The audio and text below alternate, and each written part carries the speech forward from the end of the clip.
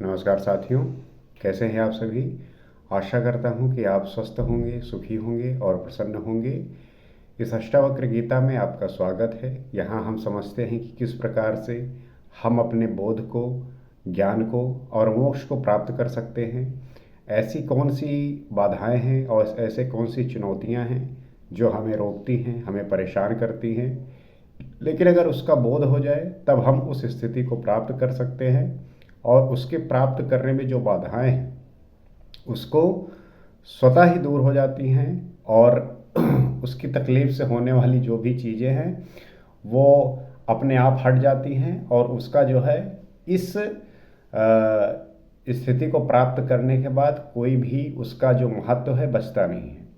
तो आइए समझते हैं कि कैसे उस स्थिति को प्राप्त कर सकते हैं, कैसी उस अवस्था को पहुंच सकते हैं और हमारा जो बोध है उसके लिए कितना हम में तैयार होने की ज़रूरत है और इसके लिए क्या आवश्यक है। तो आइए देखते हैं और समझने का प्रयास करते हैं। निःस्नेहा पुत्र दारादो निष्कामो विषयेषु च निश्चिंता स्वशरीरे अपि निराशा शोभते बुधा। बुद्धिमान अर्थात तत्वज्ञानी का अपने पुत्र पुत्री आदि बंधु बांधवों से किसी प्रकार का स्नेह भाव, मोह का भाव नहीं होता।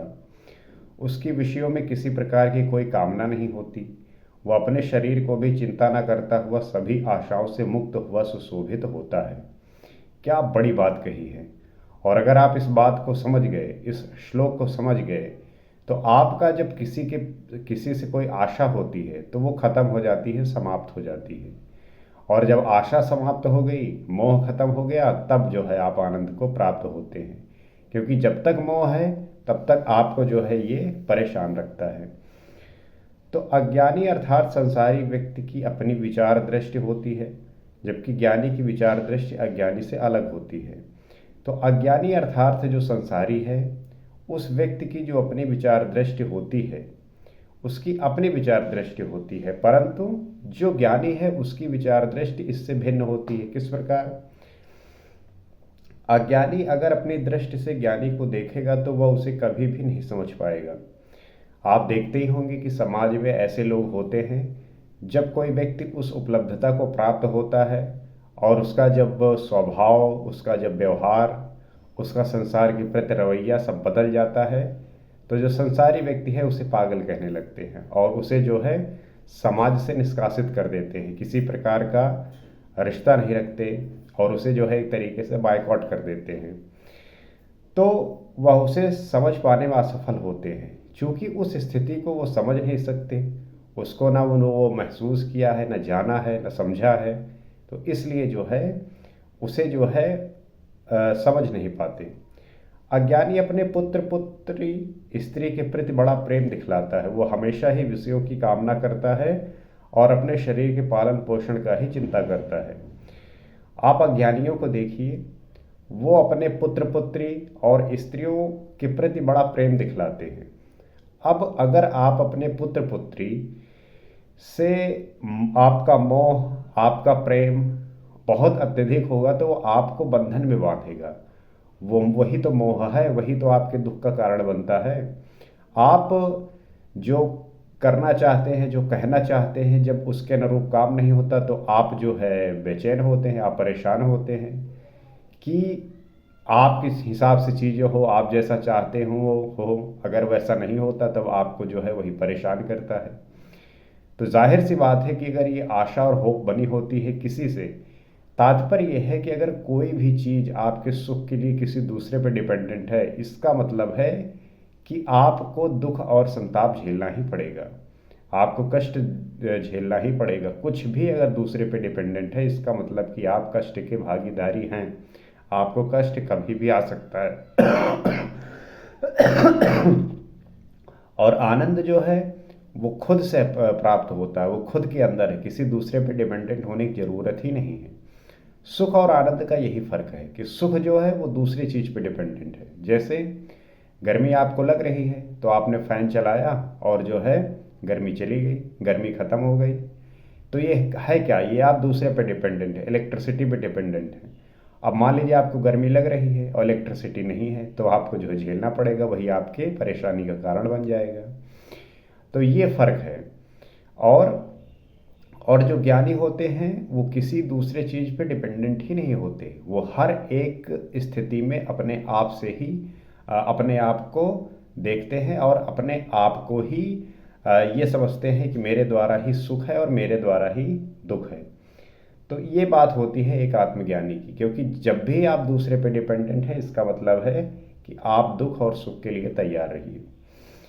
अज्ञानी और जो अज्ञानी व्यक्ति है उनको देखिए आप, अपने पुत्र पुत्रों के प्रति, स्त्री के प्रति, या स्त्री अपने पति के प्रति जो प्रेम दिखाती है, वही जो है उनके बंधन का कारण बनता है, वही उनके रुकावट का कारण बनता है। और हमेशा जो है विषयों की कामना करता है, शरीर के पालन पोषण की चिंता करता रहता है, उसका जो लक्ष्य है बस यहीं तक है। वो सदैव आशाओं में ही जीता है, सदैव आशाओं में जीता है। वो कुछ ना कुछ जो है आशा बनाए रहता है कि मेरा बेटा बड़ा हो जाएगा तो ये करेगा, मेरा बेटा बड़ा हो जाएगा तो वो करेगा। लेकिन बेटा क्या करता है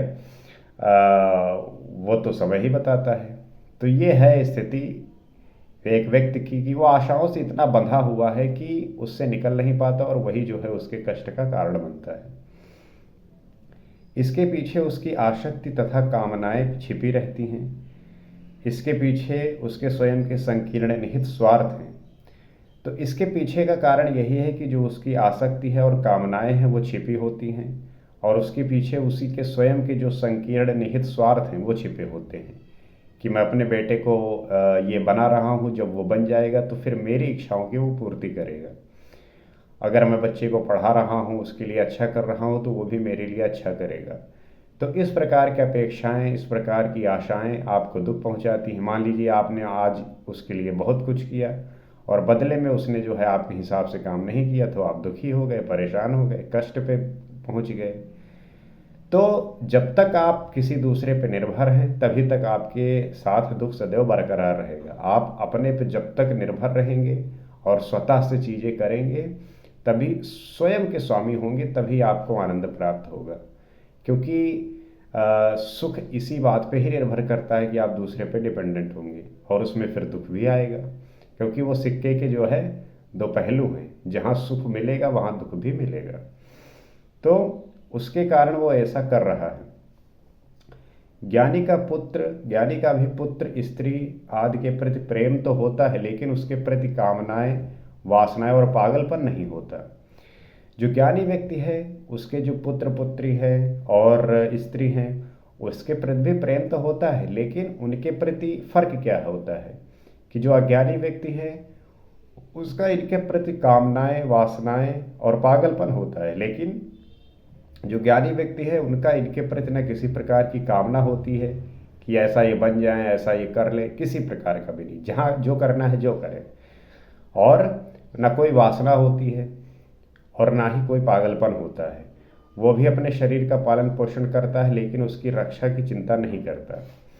तो वही बात हो गई कि वो उस शरीर से चूंकि परे जा चुका है, मन से परे जा चुका है, आत्मा में स्थित है, तो वो जो है सदैव इस आत्मा, इस मन और शरीर को जो है इस तरीके से देखता है कि उसके पालन पोषण का जो ये उसकी रक्षा की जो चिंता है वो तो स्वाभाविक रूप से बिना आग्रह के हो जाता है, उसे स्वीकार कर लेता है, जिससे वो स्नेह, कर्म आदि के सीमित दायरे से ऊपर उठ जाता है। ऐसा ज्ञानी ही सुशोभित होता है।